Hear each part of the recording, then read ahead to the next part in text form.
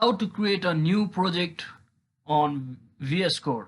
So hello guys, welcome back to my YouTube channel. In this video I'll be showing you how you can easily create a new project on your VS Code.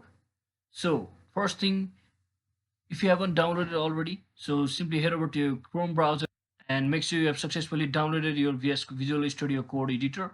And once you've successfully downloaded it, simply head over to your VS Code application, and as you can see, I've already created a one particular folder and I'm working under some project. So if you want to create a new project from scratch, simply click on this file button over here, and you can see you must create a folder under your desktop or any places you want, or you can simply click on file and click on new window, which will generate this screen here. And as you can see, you haven't created any folder yet, so just open any folder.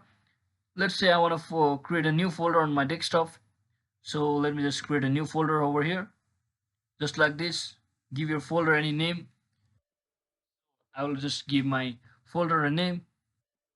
Simply select the particular folder, just like this, and you have successfully created a new folder.